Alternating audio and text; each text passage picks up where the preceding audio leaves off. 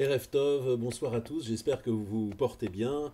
Ce Shabbat, le Shabbat qui vient, est un Shabbat particulier parce que, en fait, pour certains, pour les communautés traditionnelles qui redoublent les jours de fête, ce sera un jour, de deuxième jour de Shavuot. Et pour nous, communautés libérales qui euh, n'observons pas ce Yom Tov Sheni, ce deuxième jour de fête, ce sera le début de la paracha Nasso, mais bien sûr, nous retiendrons le caractère particulier de ce double jour selon les uns ou les autres. C'est un commentaire de fait sur la paracha Nasso que je veux vous livrer aujourd'hui. Paracha Nasso qui est l'une des plus longues de la Torah, 176 versets. C'est la paracha la plus longue. Elle a un caractère prescriptif très prononcé. On y trouve pas moins de 18 mitzvot identifiés parmi les 613 commandements. Autrement dit, sa valeur contributive en mitzvot dépasse son importance. Et de fait, elle aborde une diversité de sujets dont on est bien en peine de dire s'ils ont un fil directeur. On y poursuit le compte des différentes tribus, entamé au début du livre de Bamidbar. On y parle aussi bien sûr de l'impureté, on y parle de la sota, la femme soupçonnée d'adultère avec un complexe cérémonial. On y parle aussi du nazir, cet homme qui veut en faire plus quelque part vis-à-vis de Dieu et qui s'abstient de boire du vin, de toucher à sa chevelure et donc un certain jour fait abstinence.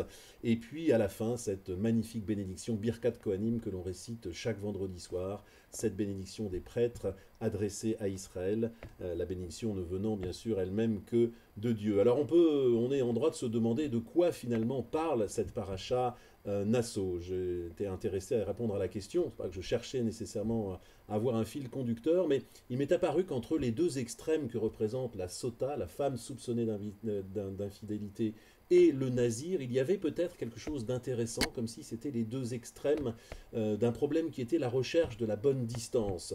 La sota, l'infidélité dans un couple, concerne l'intimité, par définition ce qui n'est pas visible sur la scène sociale, donc la sphère la plus intime. Le nazir, à l'extrême, exprime une sorte, non pas d'exhibitionnisme, donc quoi, le fait d'en faire plus, le fait de manifester son attachement à Dieu de manière sociale très forte.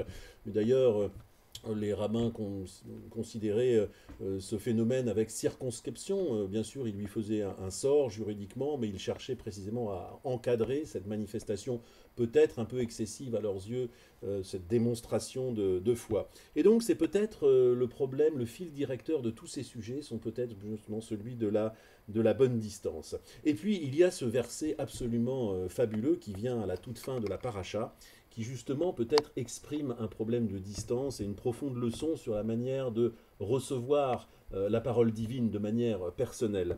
Ce verset dit la chose suivante: Or quand Moïse entrait dans la tente d'assignation pour que Dieu lui parlât, il entendait la voix s'adresser à lui de dessus le propitiatoire. Vaishma et akol mitdaber elav, qui couvrait l'arche du statut entre les deux chérubins, et c'est à elle qu'il parlait.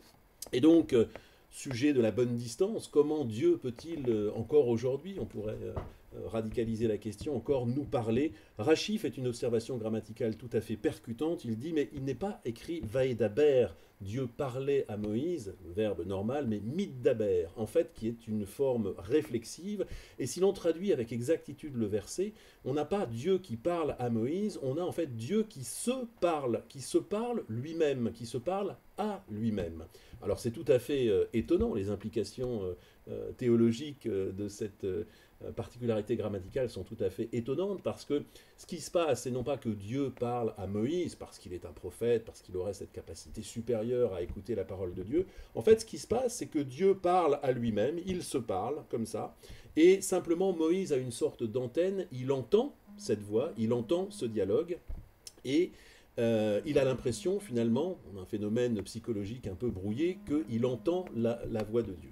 Alors c'est tout à fait étonnant parce que ça nous révèle une conception de la prophétie tout à fait intéressante qui ne serait pas réservée à des hommes supérieurs qui auraient justement une capacité particulière à écouter, ou le fait que Dieu s'adresse directement à certains hommes et pas à d'autres, c'est justement le contraire qui est induit par ça. Simplement Dieu parle, de chaque jour une voix s'élève du mont Sinaï, nous dit un célèbre apologue rabbinique, et donc Dieu parle, il nous parle, c'est à nous finalement de l'écouter, de pouvoir capter cette conversation qu'il se fait à lui-même. Autrement dit, la prophétie est un phénomène naturel réservé à tous les humains et c'est une question d'écoute. C'est tout à fait intéressant. Alors, Comment nous, aujourd'hui, qui ne sommes certainement pas Moïse, ni des prophètes, ni même peut-être descendants de prophètes, comme aimaient à le dire les rabbins, comment peut-on espérer entendre ce dialogue de Dieu, cette voix intérieure, ou ces pressentiments, de quelque façon que cette parole s'exprime? Eh bien, il y a peut-être une indication précieuse, justement, dans le dispositif qui nous est dit par ce même verset.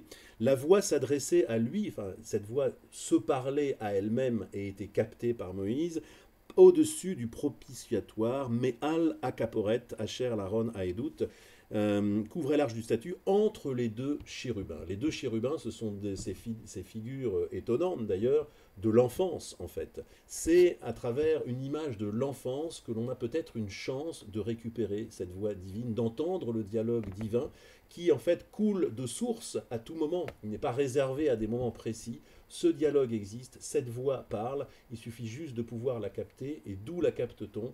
À travers l'image de l'enfance.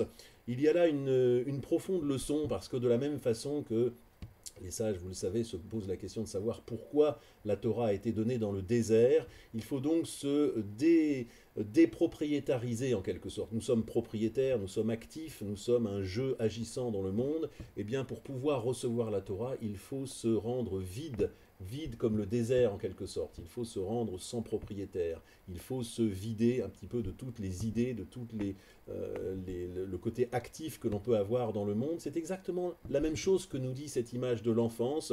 Il faut peut-être devenir moins adulte, moins rationnel, moins pensant, moins actif dans la pensée. Il faut au contraire savoir se mettre en retrait comme un enfant et simplement, justement, peut-être alors pouvoir écouter les voix qui parlent au-delà de notre dialogue intérieur. Il faut se faire cesser de parler, cesser de penser que les gens, d'une manière générale, et que Dieu, a fortiori, s'adresse à nous, mais simplement savoir écouter pour se relier, en effet, à un flux, à un flot de paroles, à des enseignements qui, de fait, coulent chaque jour de manière nouvelle du mont Sinaï. Donc, entre le désert et l'enfance, nous avons là un magnifique programme pour cette semaine, pour nous préparer à la fête du Matan Torah, ce don de la Torah, encore une fois, qui nous est donné de manière gratuite. Nous n'avons pas tant à aller le chercher, à aller le quérir, que de savoir le recevoir. Kabbalat Torah, la réception de la Torah. Et cela nécessite peut-être que nous redevenions un petit peu enfants, un petit peu poètes, un petit peu méditatifs, et surtout savoir écouter pour recevoir cette bénédiction de la parole divine. Portez-vous bien et belle fin de semaine et belle préparation, belle montée enfantine vers ce sommet du Matan Torah. À bientôt.